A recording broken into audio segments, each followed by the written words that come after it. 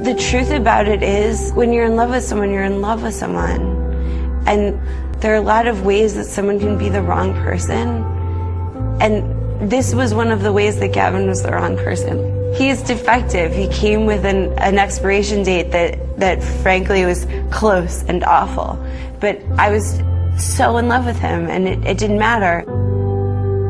Most people hear skin cancer and think it's quite easily cured, which a lot of skin cancer is, and I didn't understand that you had melanoma and that it was... The fact that it was stage 3 made it a completely different story. Pretty deadly and already pretty advanced. Yeah. We started so early in our relationship, we got really quickly accustomed to being in a mode where we sat in a room and someone said, "Good news today, your cancer hasn't spread," or "You don't have any new brain tumors." I mean, that was kind of like our normal time. That was like when we really were just normal. like, wasn't a big deal. I think it was the end of January that we were going in for a, what I thought was kind of like a regular checkup with my oncologist. I thought. She said, don't ask me anything that you are not prepared to know, because I will tell you the truth. And I said, "Is this it?" And she was able to look me straight in the eye and say sort of like, "This is it. This is the end of the road." When we got this awful news, we talked to my parents and we talked to Gavin's parents. And then we went away. We went to the beach. Caribbean. We went to the Caribbean. Just looking at you and being so in love with you on the beach, you were dying, was a part of that and was present and looming, but was also not at all. I was also just on the beach with you, looking at you and just completely in love with you. And you would think it would be weird to say, but how lucky can a guy be, or a girl be, to get to have that feeling of kind of what may be like pure love, to think that someone loves you like completely,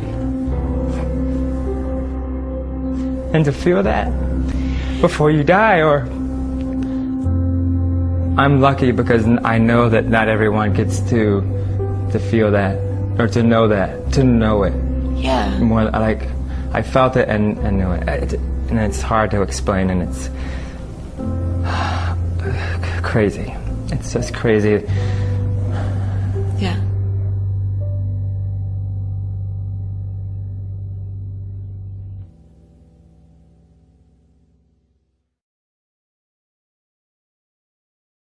I would think that I would feel his absence really acutely.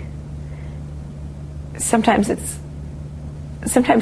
think it's so dramatic that it's hard to feel. It's like a missing limb, and you still feel like it's there. I ran up to the floor where they told me Gavin was, and he was actually breathing on his own. The doctors were pretty sure that he wouldn't breathe on his own for long. I called his parents, they're in Tennessee, and I told them to come as soon as possible. And my parents were there, and my brother and sister came, and we decided that we were going to keep Gavin on the breathing tube until everyone could be there. The doctors told us whenever we were ready, they would pull Gavin's breathing tube, and he would just slowly stop breathing.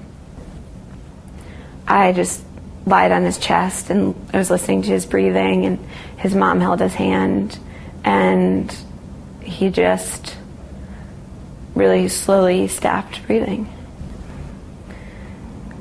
And that was it. It was surreal. It was impossible, and completely impossible to understand. I know that he wanted to go. I can't want him to have stayed.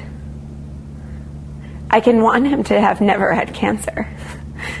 That is that's an angry road that I don't go. But for right now, for like month 2, it happened the best way that it could. I'm really grateful to him for that.